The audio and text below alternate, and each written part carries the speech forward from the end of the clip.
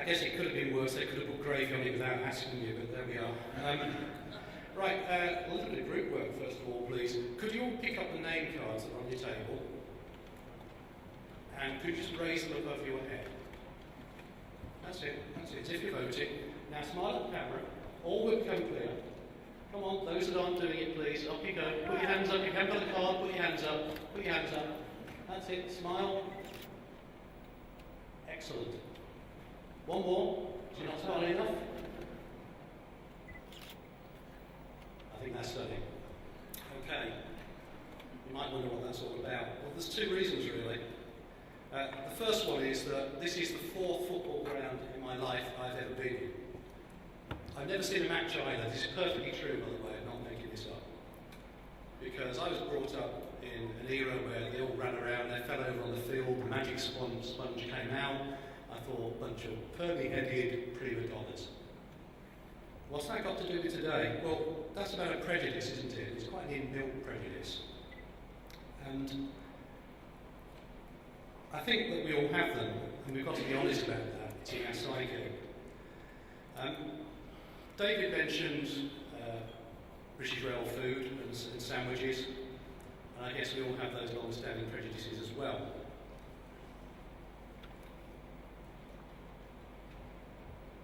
Okay. And here's a guy that had some prejudices. Anyone remember Nicholas Ridley? Yeah, thought you might somehow. Well, sometimes your prejudices don't actually survive first contact with reality. Because here's a guy who wanted to build all over the English countryside. He said it's one of the most heavily made man-made habitats in Europe. It's all artificial. So let's not make it to a green museum. Let's just get on and build what we have to build. That's paraphrasing what he said. It's not very far away, to be quite honest with you. Unfortunately, that didn't really survive first contact with his near neighbours when a scheme came up to do some building in his backyard. So that came back to haunt him, didn't it? And what that says to me is that there is always going to be a degree of prejudice amongst ourselves which doesn't necessarily survive contact with reality. And a lot of what we need to do is to make sure that we get people to face that reality. And you know, the only way in which we get people to face reality sometimes is to look them straight in the eye. You do lots of box ticking, you've got to get people in the same room, and you've got to be able to talk to them. So, what is a NIMBY? I think a lot of people would have different ideas, but what I want to do is just talk about some of the drivers that I've experienced in development schemes at Birmingham Airport and elsewhere. And I split these up into three kind of NIMBY groups, one for a better description. One is local, the other I've called geopolitical because it sounds good, and the other one is societal. Local people, quite understandably, play a part in the democratic process, and we do have planning policies, and everyone has the right to respond. But again, what are those inbuilt prejudices that we have? We like things to be built if they're going to be an advantage to us, but we don't want them built near us, as Big Ridley quite amply showed. I think that we've also got a resistance to change, haven't we? An Englishman's home is their castle. We have the Dunkirk spirit. And above all, we don't really like authority very much. Or rather, we don't like being talked down to. We like to be engaged. And as this is all about consultation today, I would like to think that everyone here would agree. So that's local people. But there are all sorts of other factors around consultation that are outside of local people that affect local people. And I think I call them agent provocateur. And I'm not going to say that again without stumbling today, so that's your last chance. Societal is an influence, a national need or strategy. So we've heard about High Speed 2, and people might have ideas about that. We've heard about airport expansion, and I'll probably throw a couple of pennies worth in about that a little bit later as well.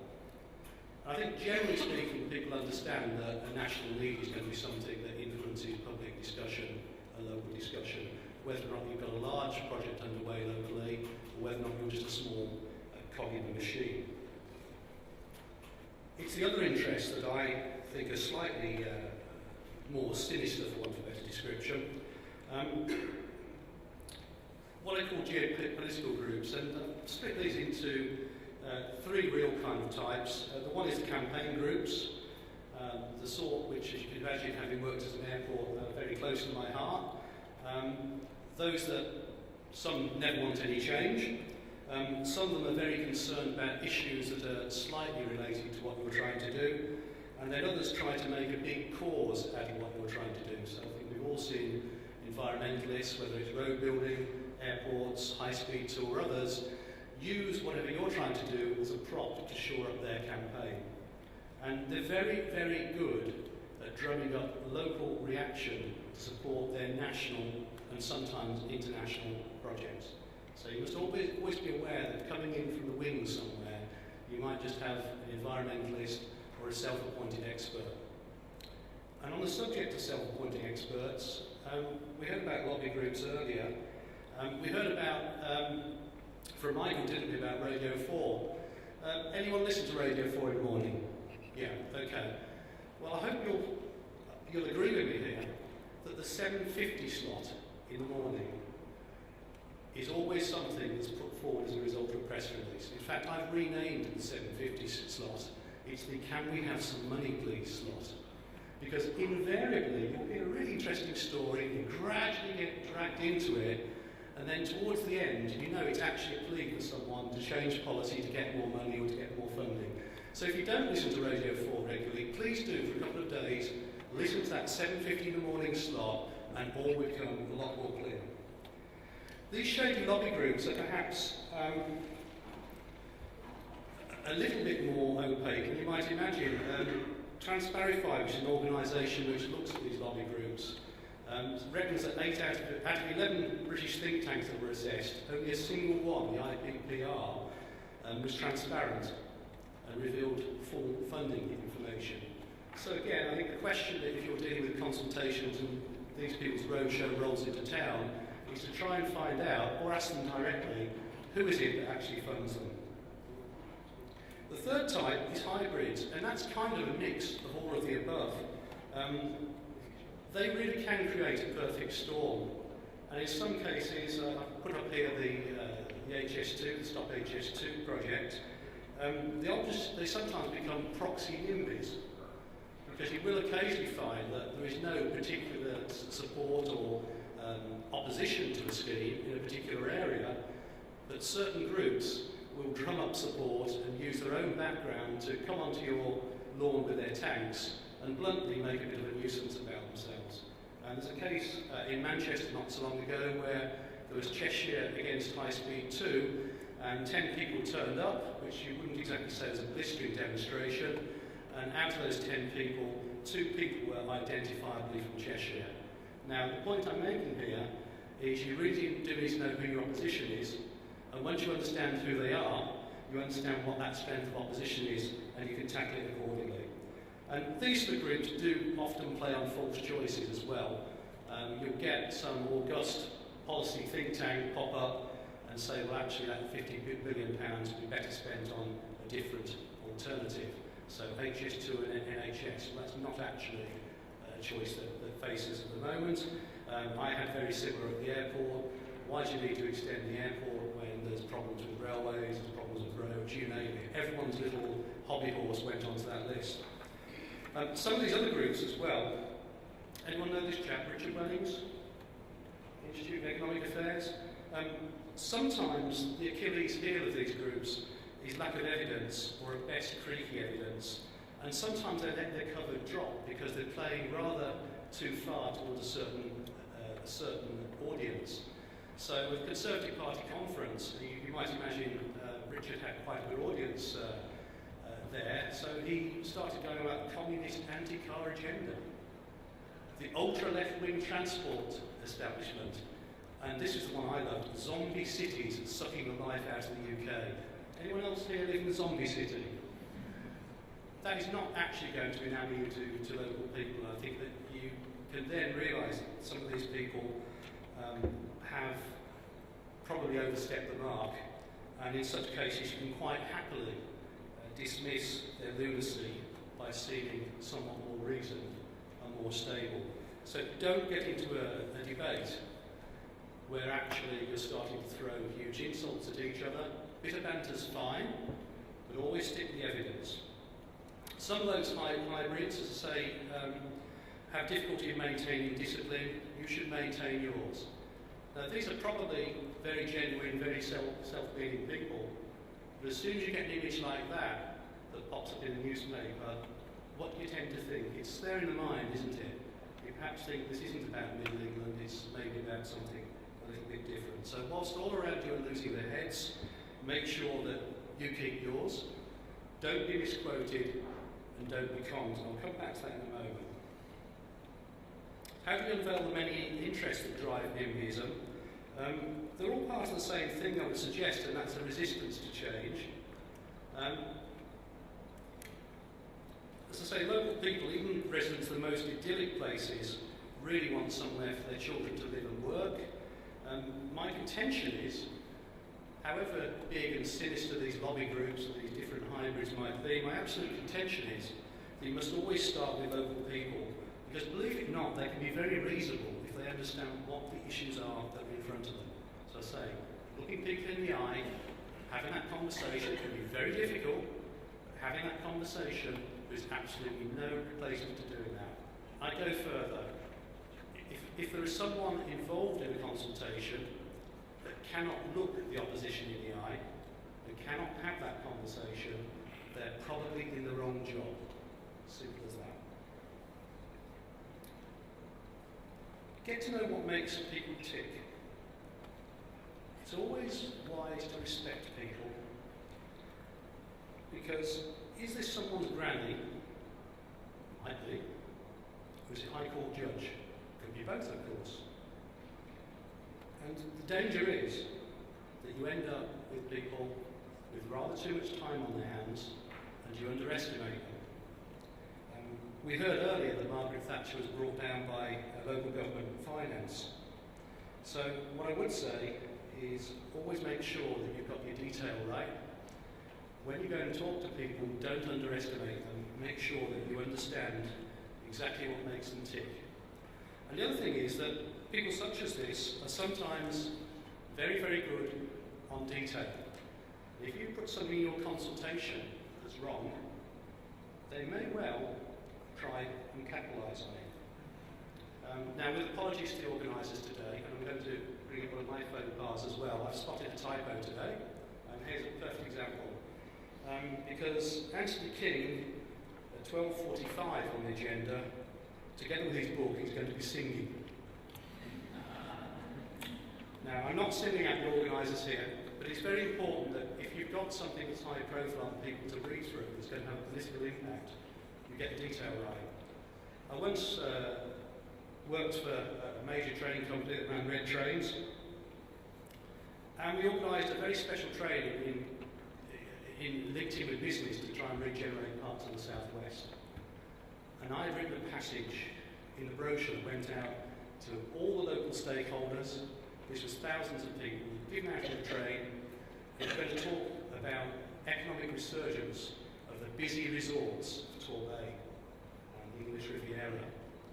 And in the word busy, somehow I got the word T in instead of the word wide. Boy, I've never seen anyone reprint something so quickly, I'll tell you. Private citizens, again, this underestimation.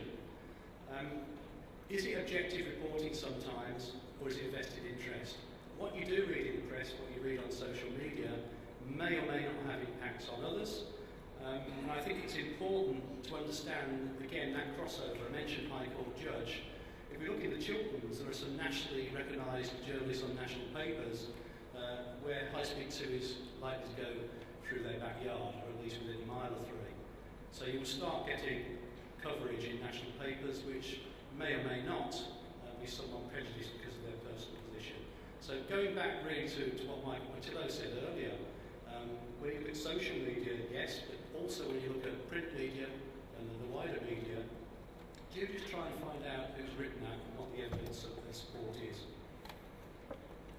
And I think from your point of view, when you go out and consult with people, don't hold anything back. Let's not have any surprises. It's very, very important to make sure you don't spring surprises on people. And one of the cases that I had at the airport was that we had to move a main road. And to move that main road involved a lot of people travelling from the city of Coventry to the city of Coventry and the city of Birmingham, a dual carriageway carriageway being dug up for the best part of 2 years, contraflow systems, a lot of noise, a lot of annoyance for local people as well, quite apart from lengthy journey times. We were very honest about that.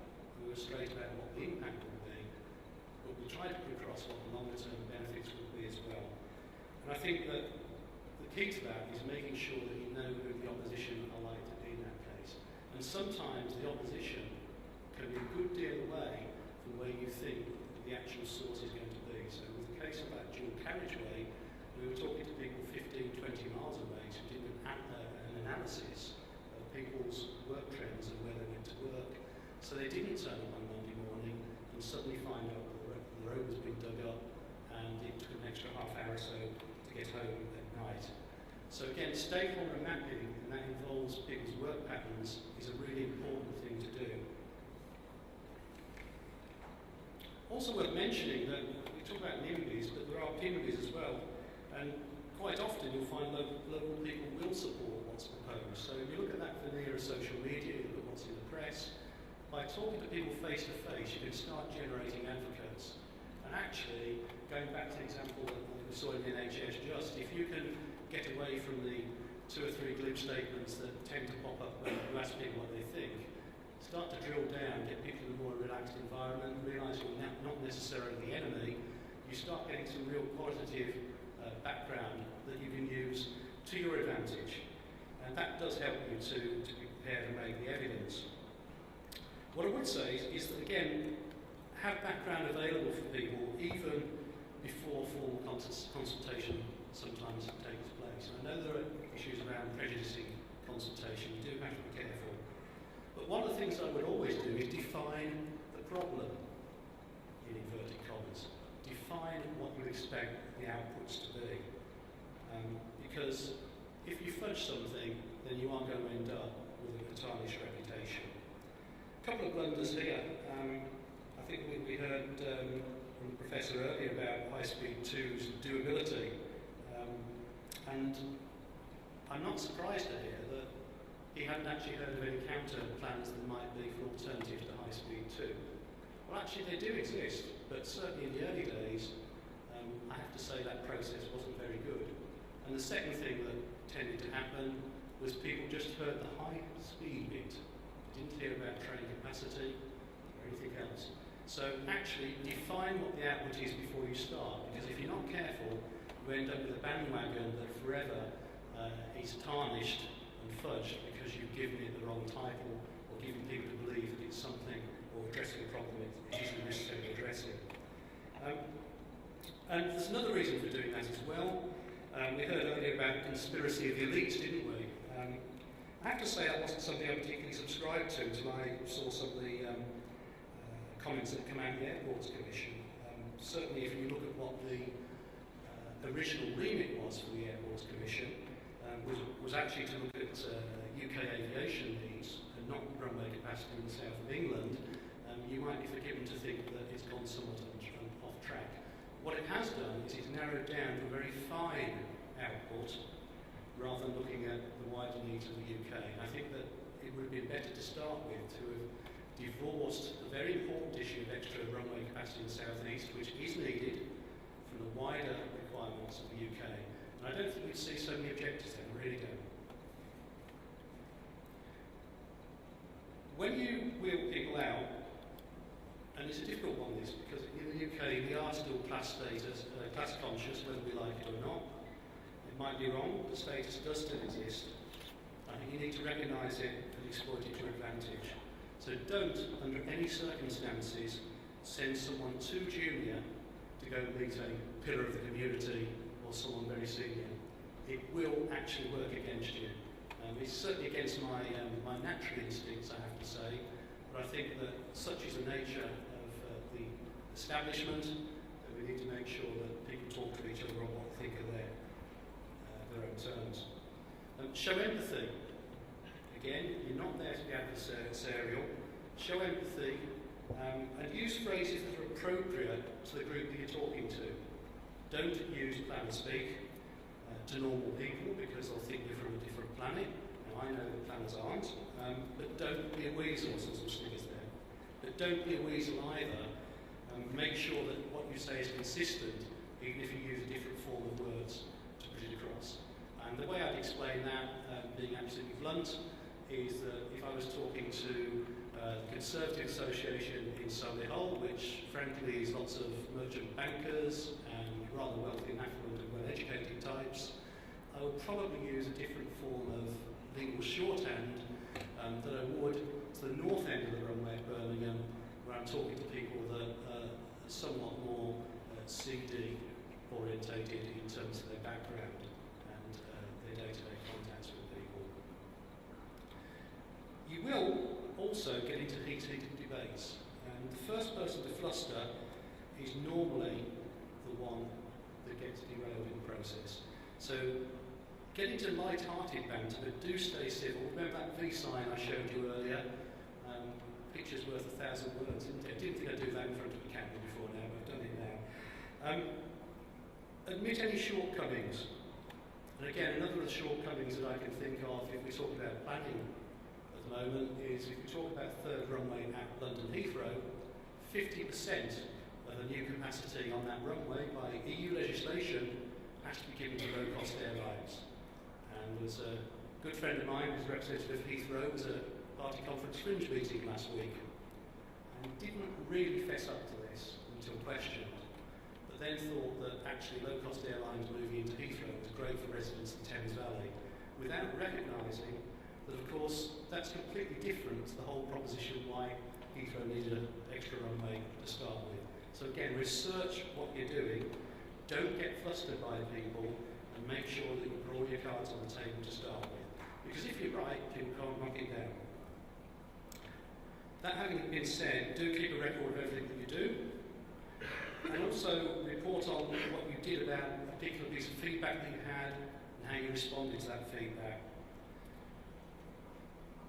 We spoke about social media earlier, and I tend to agree that in some campaigns, certainly the one where people weren't very keen at us extending the runway at Birmingham Airport, they weren't very keen at us building new aircraft maintenance facilities. Social media was actually very powerful in terms of objectors, but after a while the analysis started to show, and I think it does in other walks of life. I did a bit of analysis on HS2 not so long ago.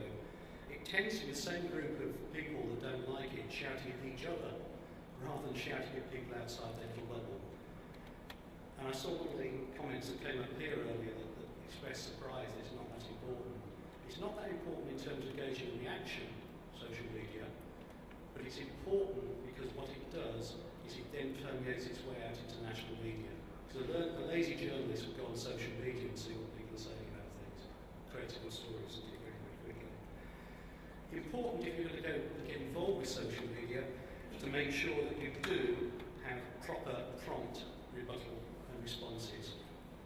And that's the one thing I would say. If you're going to engage, don't do it half-heartedly. Make sure that you've got a professional there, again, with all of the facts that can go in and rebut. There's no point rebutting something 12 hours afterwards because your office is closed at 5 o'clock in the evening. If someone's come up at 5:30 and put up what they think is a killer fact, you need to be in a position to be able to rebut that at 6 o'clock in the evening, not 9 o'clock the next morning when someone trolls into the office. Finally, report in plain English, try to avoid jargon, try to avoid the latest buzzwords. Frankly, it's not clever. It tends not to be the way that 90% of the UK population talk to each other. And above all, please remember that local people usually object to local issues. It's wise to remember the wider impact of the scheme is not necessarily of interest to them. So again, that important group is those local people. It's not the various lobbyists, it's not the various hybrids. Getting yourself into a room and understanding how people feel, what makes them tick, will gain you far more respect and far more interest from those people as well. Above all, maintain a sense of caution. Whatever your pet scheme is, will not necessarily be of any interest to 95% of the local population or the UK population. I think we've all seen when we have done consultations the very low number of responses that we sometimes get. Sometimes, as was mentioned earlier, they're huge, hundreds of pages long. But actually the great majority of people want that quiet, stable life and somewhere for their children to work So do maintain a sense of proportion. My final comment, really, in all of this, is don't be ambushed. And when I say that, has anyone any idea why I took that photo of it? Watch Twitter. Thank you.